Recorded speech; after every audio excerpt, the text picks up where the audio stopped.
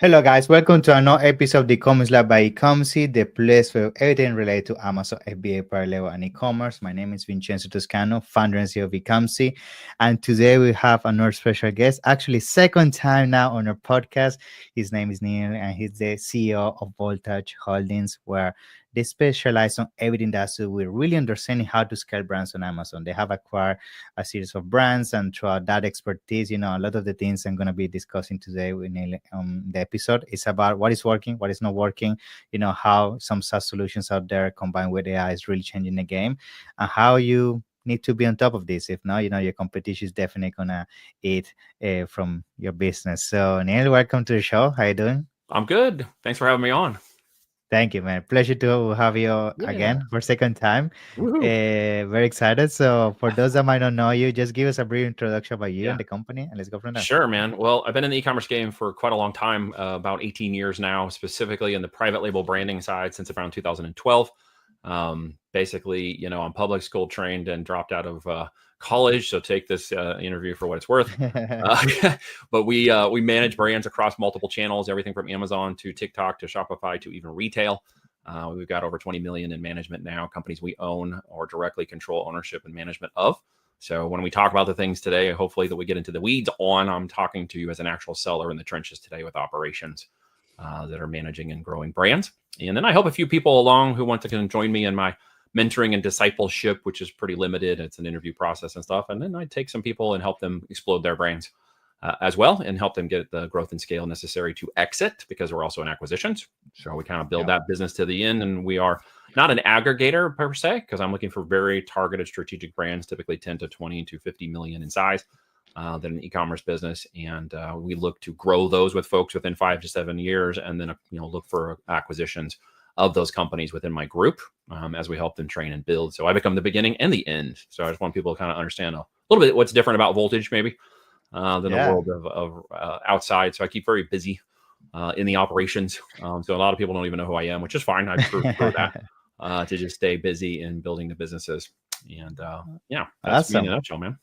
Love it, man. Thank you so much for the intro. So, I guess let's dive into today's conversation, which is Yeah. the topic around especially with your expertise around acquisition of brands and managing all these brands. Like, you're seeing everything that is happening in terms of the changes in the industry when Yeah. it comes to AI, when it comes to SaaS solutions that are really changing the game at the speed in terms of how you research a product and bring it to market and all those kind of things. So, tell us what are some of the things that I'm making you very excited for Yeah. what is remaining of 2025 or what is coming. Sure. I'll try to speak to the range. I know there's not everybody that's got businesses over 10, 20 million. Yeah. And the management ones we have are different in terms of conversation about scale and management of volume. And then there's the ones where startup 250,000, 500,000 a year that are on their way up. And we can kind of talk about the range of things. But ultimately, in the end, what I need people to understand is there's a factor that so many people forget in the building process or even in the optimization process of their business. When some people are in that stage, they're currently selling maybe 500,000 to 800,000 or so a year, and they're still in that building optimization stage. Maybe they haven't broken $1 million in sales yet. There's a big mark, and there's a lot of things that occur in your business, as well as these platforms. Once you get above $1 million in revenue, profitable revenue, as we talk about here, you got to have more than 20% net profit in your business. I'm going to carte blanche stick that out here right from the very beginning, right? Or a path to get there through optimization. It's very critical you do that. But there's a lot that's changed in the process of determining what makes a great product from its data, not just the product from its physical form. So I want people to kind of think with me for a second in reverse, because a lot of people get on and be like, you need to build the world's best product and you need to innovate your product and you don't want a Me Too product and these kinds of things. And I'm like, that is very critical. And it's sort of always been an understanding. Like, if you're going to get in the physical product, don't sell crap. So that's just, let's call that a common sense known. But what is not a common sense known is the way the systems and algorithms have changed to purely data-driven brand growth now. And in the last 3 years, if we shifted all processes and systems and SOPs and operators and launch strategies to align with the change in what is now Cosmo and even Rufus, as the AI systems have adapted and grown, we're seeing that shift already respond today during product launches we're doing right now in the last 4 weeks. And anybody who wants to see that can go to my Facebook and follow along, because I'm posting it literally in real time there, so you can follow along with me. in full transparency, right? I don't know if you saw that or not, but that's Yeah, I saw it. Yeah, it's actually very, very interesting. Yeah. keeping people like understanding what's going on and what's actually working and how to overcome that. One of the bigger things people are missing that are, existing entrepreneurs or those who might be aspiring to get going is they're missing how critical it is that you understand the data by which these engines, you call them AI, but there's different names for different ones. TikTok has its own internal name, and social media, Instagram, LinkedIn, et cetera, they all have our variations that are growing, and Amazon, of course, has their Cosmo. This audience intersect is now your marketing engine. If you train it incorrectly, it'll be a C player. If you don't understand what levers to pull, it'll never become a B player. And everybody wants it to become an A player, but doesn't understand what it actually needs and wants from you in order to understand that you're the A player brand in the data, not even the product, right? Let's get this backwards because everybody screws this up, man. I know. You got to get this right. If you don't get these systems to understand your product and exact audience intersect avatar, some of you might know the language from like Facebook intersect audiences and stuff.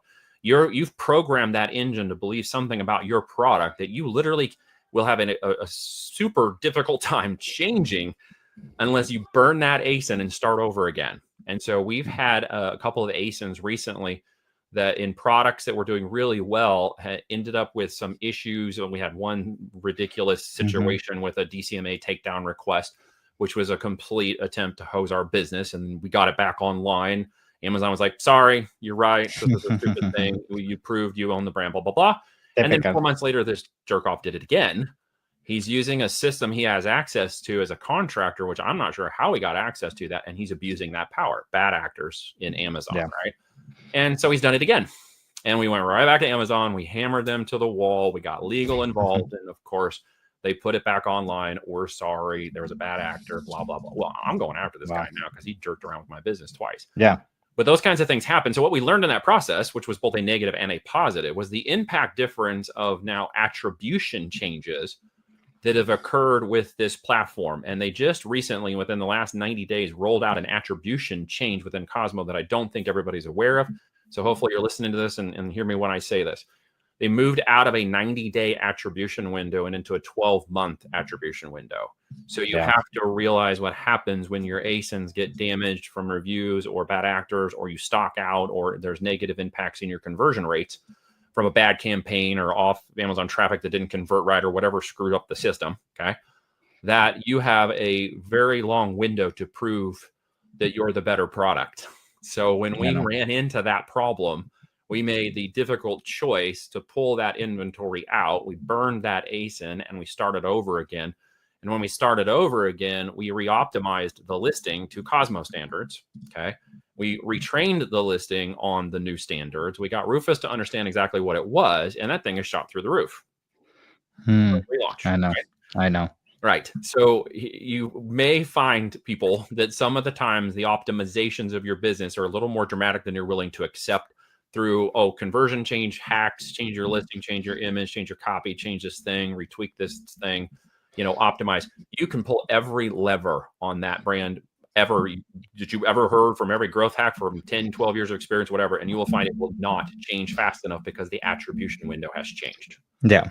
Now I have a question regarding this, because this is something that is, first of all, thank you for bringing that up, because yes, I'm aware of this attribution. Most people, I'm telling you, most people don't have any clue that it's happening. I jump on calls, they don't have a clue, and this is important that we put the voice out there about this. But I think, going back to what you're mentioning, which is really being very intentional with, what the product really stands for in terms of the lifestyle, what is the avatar, the persona, and all of that. So you can actually reverse engineer that into some kind of optimization in terms of your copy, your images, and even your PPC. The issue we encounter is that most people actually don't even know what they're actually going for. Like, what is the actual avatar? Who is a kind of ideal consumer? So I guess from the expertise that you've been acquiring through, all this kind of journey of scaling brands, like how you even define this persona in the first place? Oh, I know exactly who they are. And so none of my brands sell outside of this avatar. And I'll tell you which one it is, because guys, there's something happening else we'll get to in just a second where, having been in the game for long enough, hitting my first 7 figures in 2015, I can tell you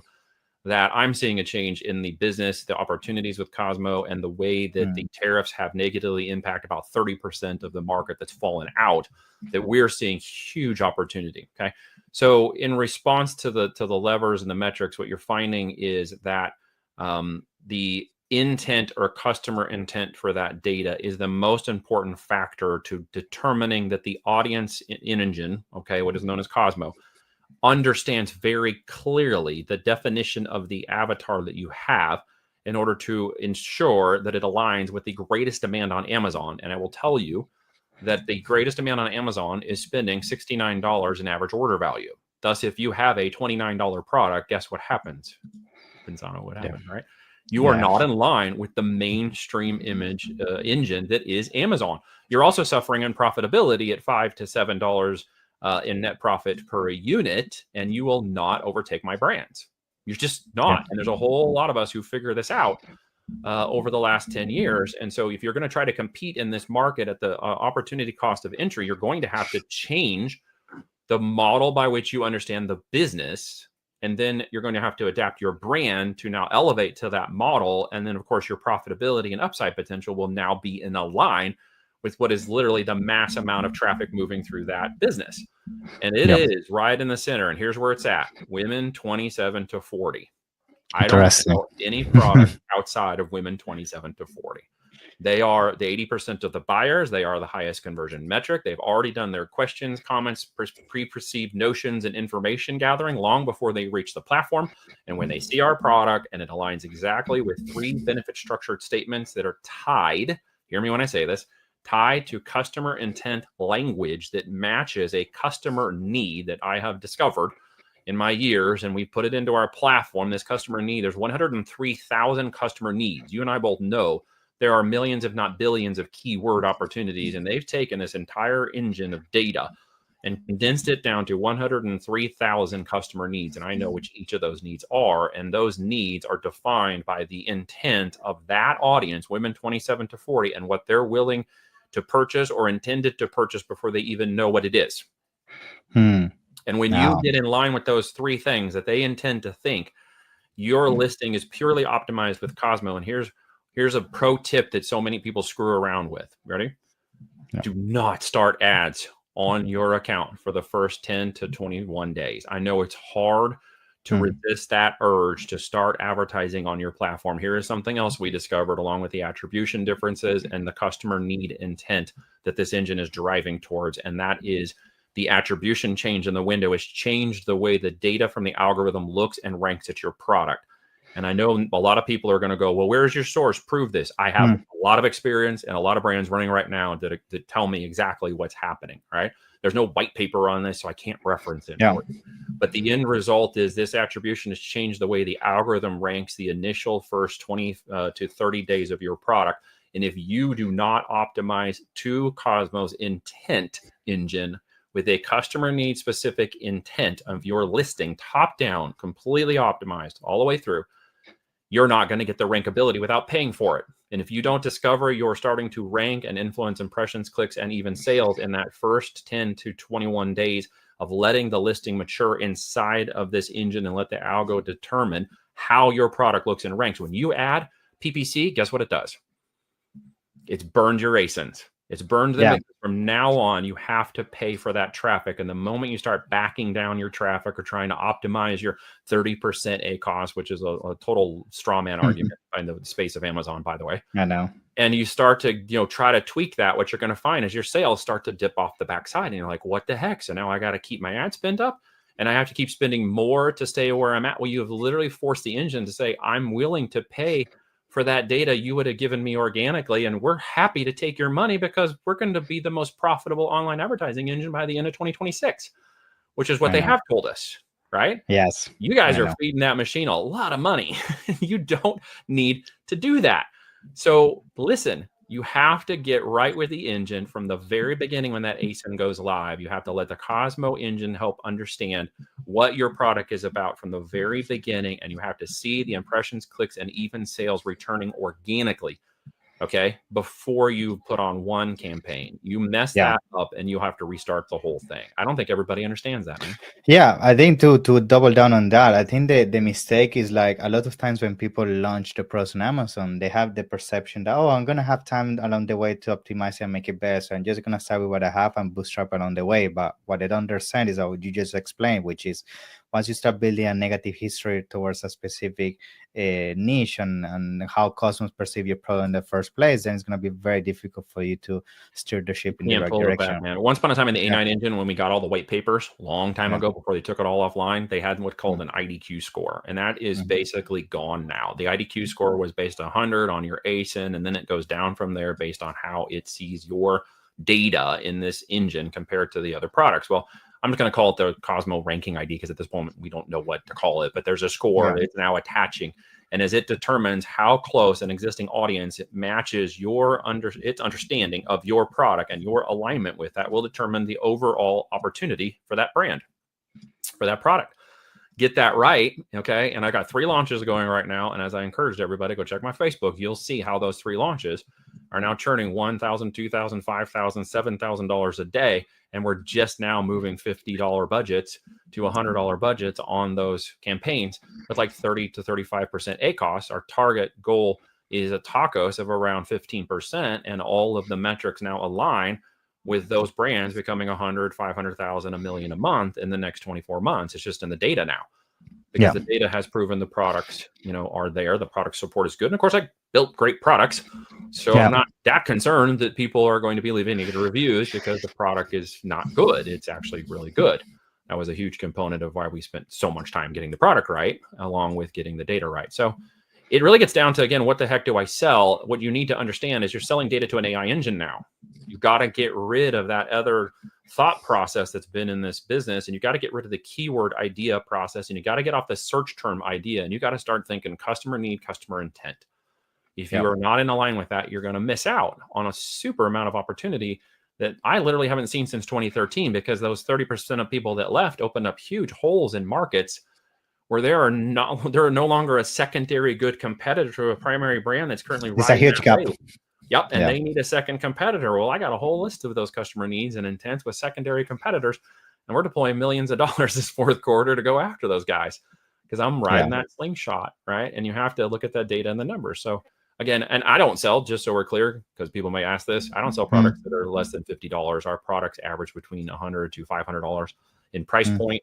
I know some of you are going to cringe when you hear this, but that gives me the profitability necessary to take the opportunity to let that product ride and then properly apply a really strong 8-figure PPC strategy. We've partnered with Sophie Society, and we have a very strong process by which we've trained up these AI engines and things to really do well with PPC. And when you do it right on the backside, these things go like crazy. And Yeah, it's the opportunity. It's also a change in the opportunity cost. And I know that's what's hard for a lot of people to hear. yeah.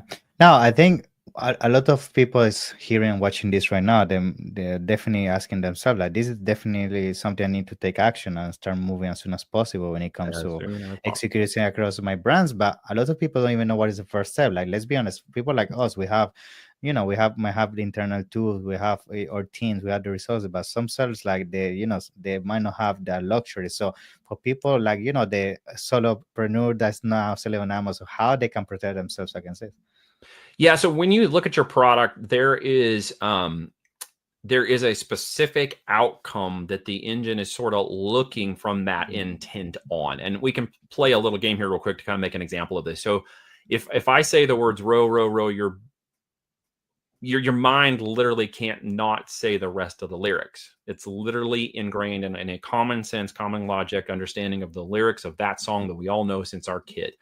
And there's an intent behind the song. And when I start to sing it and stop, you literally know the outcome that was intended when I stopped singing it. That's a simple way of understanding these engines.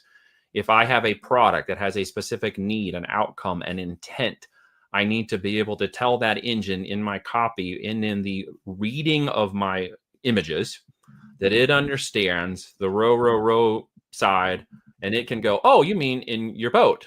So it has an intent understanding that the product that you've created has intentional outcomes, at least 3 intentional outcomes that the algorithm itself will understand that you meant. Those we sometimes call them use cases, right? Yeah. That the product can be used in these 3 ways. And the most important thing for you to understand is you need to stop and understand what are the 3 most intentional outcomes of my product. And if I know what those 3 intentional outcomes are, I need to restructure my listing so that the intent of the outcome is read by the engine without me actually saying it in the copy. Yeah. Or the images themselves, right? The images can lead to an intentional understanding of the outcome of the product without you just going on there, use as directed, right? Like people Yeah. are like, you're too literal sometimes, folks, and you have to understand that this engine is thinking like 20 people all at once, or 2,000 people all at once, or even 2 million, or 15 million if that's your audience, and it's thinking about all 15 million of those people, and it's basically trying to understand what are the fastest ways to get that product in front of them in 30 seconds or less and have them go, that's exactly what I want. So you can start thinking and executing those 3 intent questions that lead to the the AI understanding that that is the intended outcome of your product. Yeah. Does that Yeah. make sense the way I said that? Yeah. I think actually something I want to add on top of that is like, not the intent behind buying a product in the first place is not only happening from a consumer's perspective, which is what we've been discussing so far. Yeah. Even on the ads side of things with Amazon Marketing Cloud, that's where ads is heading. The reason why Amazon is giving you all this data about the persona and how they behave is because they want to make sure every single time you're spending money, you have the highest chance of success towards converting them towards a sale, because now you know what Vincenzo has been buying for the last 30 days, as you mentioned, or how they are really triggered because of specific lifestyle, specific kind of team, right? So now if you that's where Amazon is definitely moving from traditional keywords, which I agree they're not anymore the way of winning on Amazon, to understanding how to reverse engineer the mind of your consumers in the first place. Yeah, and who's your consumer? In my world, it is now the AI algorithm. It's not the end user. I need the AI algorithm to understand, to like me. Yep, to know exactly what an intent outcome of that product is, because its engine is looking for the millions of people to put together as fast as possible that matches its understanding. So the actual end customer is not my customer, the engine is. Okay. When does it become my customer? Well, on Amazon, it never does. We should all know that by now. Yes, It exactly. becomes my customer when they repeat buy. It becomes my customer when they become part of the brand, when the product works and they like it. Even if they don't leave a review, they don't return the product, but they tell other people about the brand. That's when it becomes my customer, because ultimately that person will go look for my products everywhere online, not just Amazon. That's when they become my customer.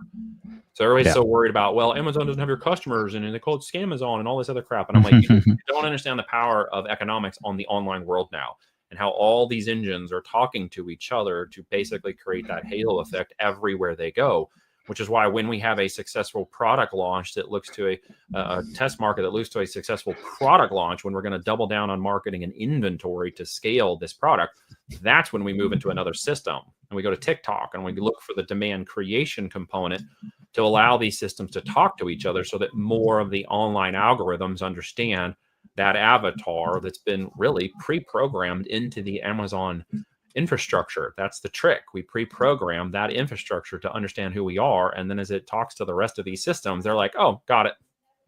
Yeah. We know what you are. We know who you want. So then when we make the videos and TikTok and whatever, people are like, oh, I got it. I know what that was. I know what this is. I already understand it. And then they don't like it. They go to Amazon and buy it. And now between integrations, they'll just buy it through TikTok. Boop. I know. They get it from Amazon. So yeah, I think there's a lot of things we've unpacked here. I'm going to try to keep it as simple as possible for folks who are listening. I know. But that's the future. I mean, I know it sounds complicated and sounds sometimes confusing, but I think it's important for people to be aware that that's where we're heading. And if you're not on top of it, you're going to be left behind. What the heck do I sell? In simple terms, comes down to understanding what the algorithm wants you to sell it. Give it what it wants and you win. Fight, resist, growth hack your way into some place that you think you can trick the algorithm. No, man, those days were gone. Those days were 10 years ago. Those are very outdated strategies. At this point, you have to get the algorithm to love your product first. You win that game and you can overtake all the other sellers in your niche, right? Yes. that you get that game wrong and you're fighting that battle all the way through any build or optimize. And with that, the system will literally help you scale. I agree. Okay. It really will. When you get in line with what it wants, it will help you scale. And the last bullet point on our conversational list about this topic, you have to create more inventory. I know this is so hard for people to grasp. Okay. When we know that a product launch has done a market test successfully and we're ready to move to another 1,000 units of that product to go from revenue to full profitability projections, okay, not just because we think it's going to be here next year, but because we want to project every quarter, can I turn that inventory over 4 times a year? Very important. I want to turn it over 4 times a year. I want my product minimum ROI to be 50%. I want my minimum net profits above $12. And then I want to turn that inventory 4 times a year. So I'm going to another 1,000 units to prove that I can hit that metrics, right? If I can hit that metrics, guys, you have to understand that's where the engine takes over. I agree. Not because I did anything super brilliant, but because I did what the engine wanted me to do. And when I proved the data, the real opportunity is to capitalize the inventory. If I can out capitalize you in this business, I'm going to win. This is where people can't. Again. Nope. They have such a hard time grasping this concept because some of you guys have come to me and you got your businesses running along 6, 7, 8 months. And you're like, well, what do I do to fix this thing? It won't go faster. And I'm like, you got to get more inventory, but I don't have any money. Well, then you can't be resourceful or find the resources, right? Find the resources or whatever it takes to do it because that's your opportunity. You have to capitalize. When you feed that inventory machine, it's now checking AWD, it's checking the FBA, and it's finding out, can you grow at the speed of the demand of your current customer base inside of Amazon? If you can meet that demand and capitalize that inventory, you're going to win. You're going to win because you're now converting better. You're in line. Your metrics are all better. And people are like, well, why am I not selling 7 figures yet? Well, how much inventory you have? Well, I got like 1,000 units. I got 5,000 units. How much inventory is selling in a year? Well, I don't know. So I go over to my system and I pop it in and I find out exactly how many units are moving a year inside that node. And I tell them that's how much inventory, and their head goes. And I'm like, that's what you have to do. I have to get 10,000 units in stock minimum over 90. I'm like, yeah, because that is the current of the velocity of demand currently being met in the system by Amazon's own data. And they're like, oh, that's your problem. It's hard to grasp. I know. It's terrible to hear that, but that is what I'm willing to do and have been willing to do that others have not been willing to do once I know the product is working really well, right? When it's completing its cycle through, positive reviews, positive churn, positive metrics, I'm going to go capitalize. You do that well, like one of my students just did. He capitalized $1 million of inventory credit line that he used over 3 years, that in years 4 and 5 took him over 17 million a year. He's got an offer on his business now. Yay for him. It's a good offer on his business, right? But he did something others were not willing to risk. He pulled down $1 million credit line from the growth of his business in order to allow that to occur. A lot of other people could do the same thing. Yeah. It just takes the mindset and the courage to it. It takes the courage. Yeah. Okay. It takes the risk. And I have failed big in life. I went bankrupt once. I told this story a lot, but I mean, I had the girls here and they were all very young. My wife was pregnant with our 4th daughter and we went bankrupt, right? I had a screenshot on my Arvest as I walked out of bankruptcy court with $567 to my name as I had to reset my life. Well, I'm not speaking from a position of privilege. I'm speaking from a position of a lot of hard work, a lot of risk, a lot of reward, and a lot of failures that have occurred in the process to get here. We don't manage more than $20 million a year because we haven't failed at something, right? And I think a lot of you are holding back in your success mindset because you hear these things, but then you don't do anything with it, right? Exactly. So we will remind everybody today, do something imperfectly and something perfect will happen along the way, okay? Love it. You don't have to be perfect, but you have to understand if these are the levers you have to pull in your business, then you pull them. And come hell or high water, legally, morally, and ethically, go get the financing. That is a lot of your opportunity costs for current Amazon sellers who are missing the upside potential because they are not willing to take that next risk on well, I don't know if it's going to sell, Neil. Well, how long have you been selling it? For a year. How many units have you moved? Well, I've sold more than like 5,000. Then you could sell 15,000. You just don't believe it. But if you were to inventory up, I guarantee it would happen. And that's your last opportunity in these businesses. That's how I can go to scale in 3 to 5 years. That's how my target is a new brand that hits 5 million in 5 years.